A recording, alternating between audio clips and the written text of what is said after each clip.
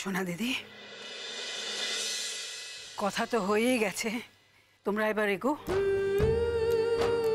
দেখাই যাক না, ওর কপালে যদি স্বামী সুখ থাকে সেটা কে কেড়ে নেয় দেখা যাক।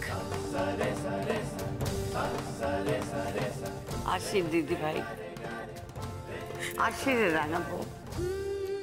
পারলে অষ্টমঙ্গলাতে ওদের দুজনকে পাঠিয়ে দিস।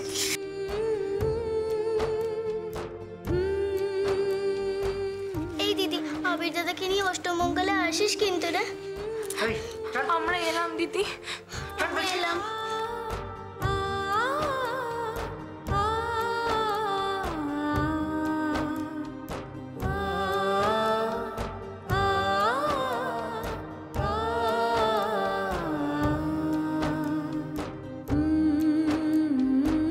চল মানিক চল।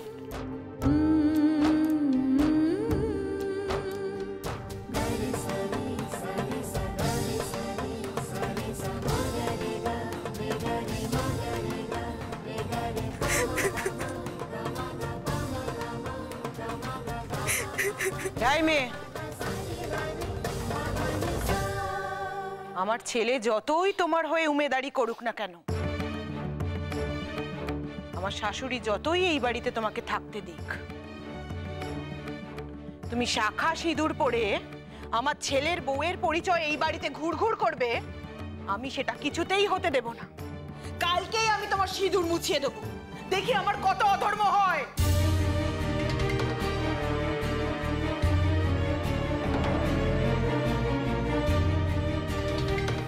শালুক, যাও ঘরে যাও, আজ ফুলসজ্জার রাত, একসঙ্গে থাকতে হয়,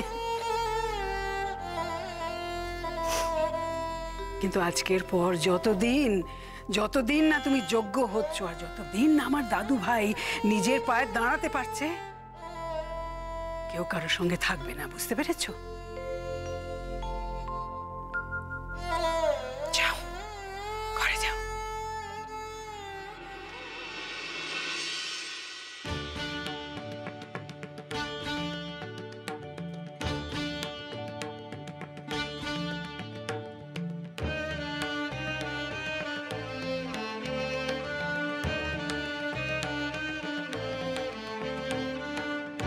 আবির কি ফল ভুগবে, তার থেকে 1000 গুণ বেশি ফল তুমি ভোগ করবে। এই আবির একদিন তোমায় ছুঁড়ে ফেলে দেবে, দেখে নিও। তুমি শাখা সিঁদুর পরে আমার ছেলের বউয়ের পরিচয় এই বাড়িতে ঘুরঘুর করবে, আমি সেটা কিছুতেই হতে দেব না। কালকেই আমি তোমার সিঁদুর মুছিয়ে দেবো, দেখি আমার কত অধর্ম হয়। আপনি আমার ছেলের জীবন থেকে দূরে সরে যান, দূরে সরে যান আমার ছেলের জীবন থেকে। বলতে পারলে, এত বড় কথাটা বলতে পারলে বৌমা? বলতে পারলাম মা, আমার আর কোনো উপায় নেই মা, আমার কোনো উপায় নেই, আমি তাই বলতে বাধ্য হচ্ছি। একটু শান্তি পাওয়া যাবে না? ঘুমোতে যাচ্ছিলাম, হঠাৎ চেঁচামেচি শুনে ছুটে এলাম। আবার নতুন করে কি শুরু হলো? ঘুমোতে যাচ্ছিল কেন? ঘুমোতে যাচ্ছিল কেন মেজো ঠাকুরমা? আজ আমার ছেলেটা ফুলসজ্জা গো, আনন্দ করো, সবাই আশীর্বাদ করো। আমার কলেজে পড়া ছেলের সঙ্গে একটা ক্লাস 7 পাস করা মেয়ের ফুলসজ্জা হচ্ছে। ঘুমিও না, কেউ ঘুমিও না, সবাই আনন্দ করো, হই হই করো। তুমি কি, আমি তোমায় যত দেখছি তত অবাক হয়ে যাচ্ছি। তুমি এই আয়োজনটা করতে পারলে? তুমি কি একটু শান্তি দেবে না? তুমি একের পর এক ব্লান্ডার করে যাবে, সেটা দেখেই যেতে হবে। আমি তো মনে করি না যে আমি কোনো ভুল করেছি। তোমরা প্রথম থেকে কিছু মেনে নাওনি বলেই তো আজকে এটা মেনে নিতে পারছো না। তোমরা যদি প্রথম থেকে বিয়েটা মেনে নিতে, তাহলে আজকের এই ঘটনাটা তোমাদের এত ধাক্কা তো দিত না। বিয়েটা কি মেনে নেওয়া সম্ভব মা? আর এই ঘটনাটাও কি চোখে দেখা সম্ভব? আজ রাতে যদি ভুল কিছু একটা ঘটে যায়, সেই ভুলের মাসুল তো আমাদেরই দিতে হবে। আপনি আর কদিন মা?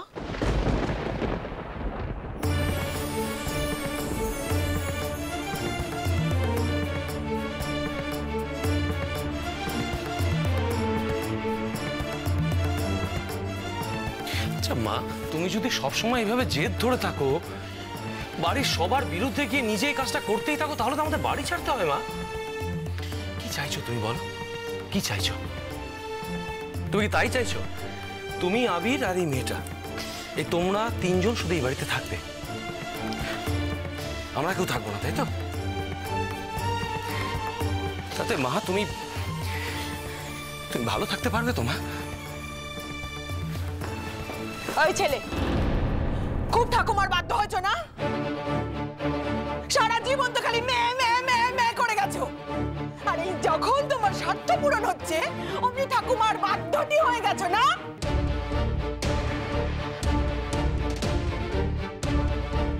এই তোমার ভবিষ্যৎ বাবা, এই তোমার ক্যারিয়ার বাবা।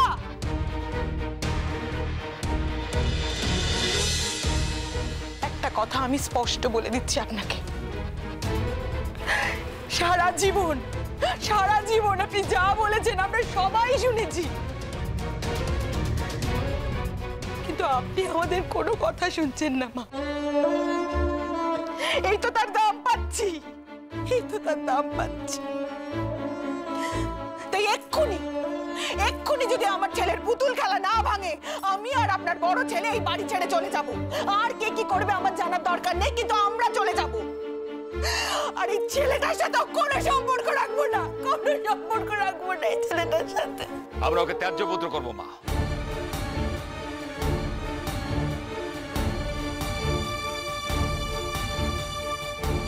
আর এই মুহূর্তে সমস্ত ভেঙে আগে যেমন ছিল তেমনি থাকতে হবে।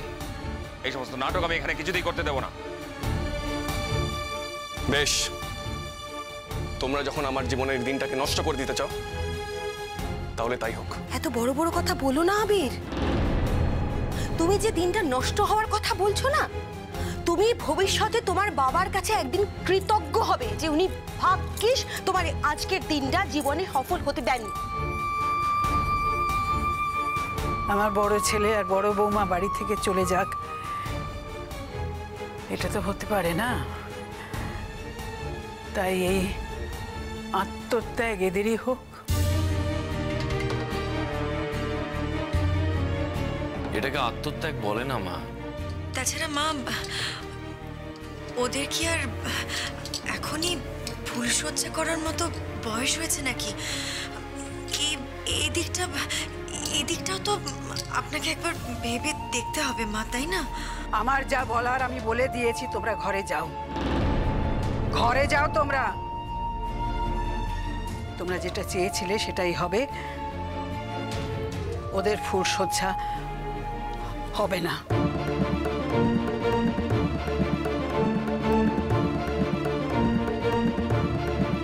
আবির ভাই, শালুক, আমি তোমাদের কাছে হাত জোর করে ক্ষমা চাইছি। হ্যাঁ, আমি তোমাদের জন্য যে আয়োজনটা করেছিলাম সেটা রক্ষা করতে পারলাম না, তাই জন্য আমি ক্ষমা চাইছি। এই মেয়ে,